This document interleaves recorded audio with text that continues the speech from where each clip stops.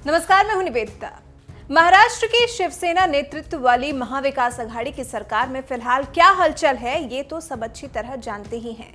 NCP Congress के साथ शिवसेना को सरकार चलाते ज्यादा दिन भी नहीं हुए थे कि सुशांत सिंह राजपूत की मौत की खबर आ गई और उसके बाद से तो मानो शिवसेना सरकार काम करना तो दूर, सिर्फ अपने लिए छिड़े विवादों को ही सुलझाती नजर आ रही है। इससे पहले कांग्रेस के साथ शिवसेना की खटपट भी दिखाई दी थी, क्योंकि असल में विचारधारा तो बिल्कुल ही अलग है। शिवसेना भी कांग्रेस के बारे में तो कुछ नहीं, हाँ एनसीपी अध्यक्ष की तारीफ करती जरूर देखी जाती है। अभी हाल ही में शिवसेना प्रवक्ता संजय राउत ने शरद पवार के समर्थन में उनकी सराहना करते हुए एक अच्छा खासा ट्वीट किया था। वहीं इससे अलग कांग्रेस पर तो शिवसेना कुछ बोलती ही नहीं, और जब प्रदेश में शिवसेना का साथ कुछ इस तरह से एनसीपी अध्यक्ष को मिल रहा है, तो अब एनसीपी अध्यक्ष के मन में कांग्रेस के लिए जो भी था वो शहर मिलकर उन्होंने निकाल दिया। जी हां, एनसीपी अध्यक्ष ने दरअसल कांग्रेस के पूर्व अध्यक्ष राहुल गांधी के खिलाफ जो भी कुछ उनके मन में था उसे कह दिया है। राष्ट्रीय नेता के रूप में राहुल गांधी की साख पर टिप्पणी करते हुए पवार ने कहा कि उनमें कुछ हद तक निरंतरता की कमी लगती है। एक इंटरव्यू के दौरान एनसीपी अध्यक्ष से पूछा गया था कि क्या देश राहुल गांधी को नेता मानने के लिए तैयार है। इस पर पवार ने कहा, इस संबंध में कुछ सवाल हैं, उनमें निरंतरता की कमी लगती है।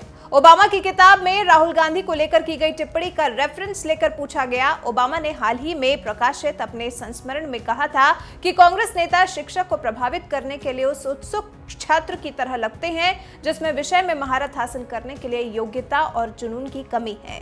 इस पर उनकी टिप्पणी मांगी गई तो पवार ने कहा, यह जरूरी नहीं कि हम सभी के विचार को स्वीकार करें। शरद पवार कहते हैं, मैं अपने देश के नेतृत्व के बारे में कुछ भी कह सकता हूं, लेकिन मैं दूसरे देश के नेतृत्व के बारे में बात नहीं करूंगा। किसी को उस सीमा को बनाए रखना चाहिए। मुझे लगता है कि ओबामा ने उस सीमा को पार कर लिया।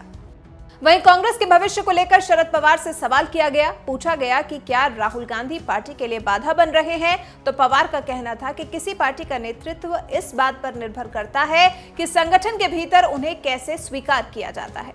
कुल मिलाकर ओबामा की किताब अ प्रॉमिस्ड लैंड में तो की गई राहुल पर टिप्पणी से शरद पवार नाखुश दिखे, लेकिन अगर ओबामा की किताब को अलग भी रख दें तब भी शरद पवार को राहुल गांधी में निरंतरता की कमी दिखाई देती है। राहुल गांधी को एक परिपक्व नेता के तौर पर शरद पवार नहीं देखते हैं। आपको बता दें, अभी कुछ दिन पहले अमेरिका के पूर्व राष्ट्रपति बराक ओबामा की नई किताब रिलीज हुई, जिसमें ओबामा ने कांग्रेस के पूर्व अध्यक्ष राहुल गांधी को लेकर कई बातें कही।